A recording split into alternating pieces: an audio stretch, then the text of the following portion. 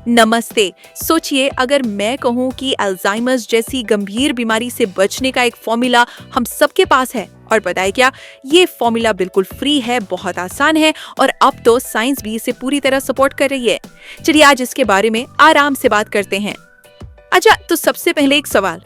हम सब ने बचपन से एक बात सुनी है कि breakfast is the most important meal of the day, सही है ना?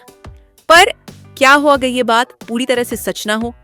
क्या हो अगर क्या खाना है से कहीं ज्यादा जरूरी ये हो कि कब खाना है? तो चलिए इसको थोड़ा आसान भाषा में समझते हैं।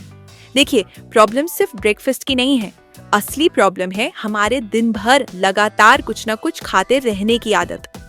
आप जरा सोच के देखिए कि पिछले कुछ सालों में हमारे खाने पीने का तरीका कितना बदल गया है। 1970s के दौर में लोग दिन में बस 3 बार खाना खाते थे, ब्रेकफास्ट, लंच, डिनर। बस बीच में स्नैकिंग का कोई कल्चर ही नहीं था। और आज हम 3 बड़े मील्स तो लेते ही हैं, पर उसके अलावा दिन भर स्नैकिंग चलती रहती है। सुबह की चाय और बिस्किट से शुरू होता है और रात को सोने से पहले वाले स्नैक तक ये सिलसिला चलता ही रहता है। अब इसको ऐसे इमेजिन कीजिए, हमारी बॉडी एक सुपर एफिशिएंट मशीन की तरह है, लेकिन जब हम इस मशीन में लगातार फ्यूल यानी खाना डालते रहते हैं तो इसके डाइजेस्टिव सिस्टम और पैंक्रियाज जैसे पार्ट्स को आराम करने का टाइम ही नहीं मिलता। वो बेचारे थक जाते हैं और जब सिस्टम ऐसे ओवरलोड हो जाता है तो वो खाने से जरूरी पोषण ठीक से निकाल ही नहीं पाता। तो अब सवाल ये है कि इसका सोल्यूशन क्या है? सोल्यूशन को समझने से पहले ना हमें बॉडी के फ्यूल सिस्टम को समझना पड़ेगा। हमारी बॉडी बेसिकली 2 तरह के इंजन पर चल सकती है। एक है शुगर इंजन और दूसरा है फैट इंजन। जब बॉडी शुगर इंजन पर चलती है तो क्या होता है? बार बार भूख लगती है, एनर्जी लेवल कभी ऊपर तो कभी एकदम नीचे चला जाता है और कभी कभी तो भूख की वजह से चिड़चिड़ और गुस्सा भी आता है, जिसे हैंग्री होना कहते हैं। पर जब बॉडी फैट इंजन पर स्विच हो जाती है तो एनर्जी एकदम स्टेबल रहती है, दिमाग ज्यादा फोकस्ड रहता है और भूख भी कंट्रोल में रहती है। अब इस सबके पीछे जो मेन विलन है ना, वो है इंसुलिन।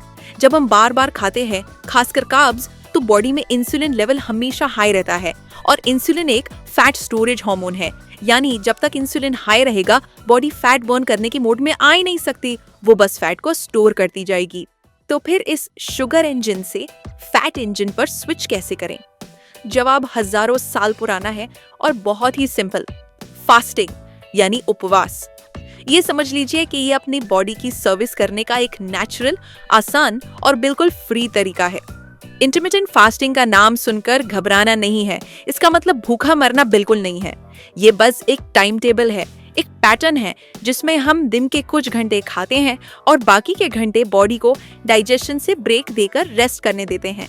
यहाँ फोकस क्या खाना है पर नहीं, कब खाना है पर है। तो ये काम कैसे करता है?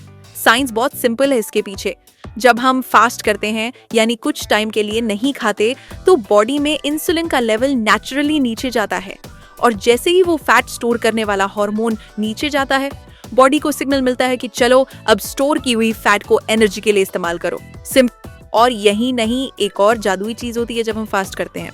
फास्टिंग स्टेट में बॉडी का एक डीप क्लीनिंग सिस्टम ऑन हो जाता है, जिसे साइंस की भाषा में ऑटोफागी कहते हैं। इसमें हमारे सेल्स अपने अंदर का कचरा, टूटे फूटे पार्ट्स को साफ करके खुद को रिपेयर करते हैं।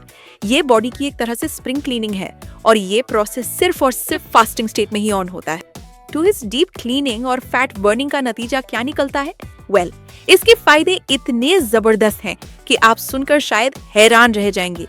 फास्टिंग से सिर्फ फैट लॉस ही नहीं होता, खासकर पेट के आसपास की जिद्दी चर्बी। इससे मेंटल क्लैरिटी बढ़ती है, दिमाग तेज चलता है, ब्लड प्रेशर और कोलेस्ट्रॉल लेवल सुधरते हैं। यहाँ तक कि कुछ स्टडीज में कैंसर का रिस्क भी कम होता देखा गया है। पर इन सब में सबसे इम्पोर्टेंट फायदा, ये अल्जाइमर्स जैसी दिमागी बीमारियों का रिस्क भी कम करता है। एक बात कही जाती है और वो बिल्कुल सही है, अगर आप किसी और चीज के लिए नहीं तो सिर्फ अपने ब्रेन को, अपने दिमाग को फ्यूचर की ऐसी प्रॉब्लम से बचाने के लिए ही फास्टिंग करना वर्थ इट है। और इसका कनेक्शन इतना गहरा है कि आप सुनकर शायद थोड़ा शॉक हो जाए। कई एक्सपर्ट्स अब अल्जाइमर्स को टाइप 3 डायबिटीज भी कहने लगे हैं। इससे ये साफ पता चलता है कि हमारी मेटाबॉलिक हेल्थ यानी इंसुलिन लेवल्स और शुगर कंट्रोल और हमारी ब्रेन हेल्थ आपस में कितनी डीपली जुड़ी हुई हैं। तो अब आप सोच रहे होंगे कि इससे शुरू कैसे करें?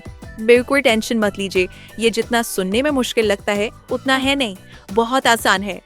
शुरुआत के लिए बस 12 घंटे के फास्ट से स्टार्ट करना है।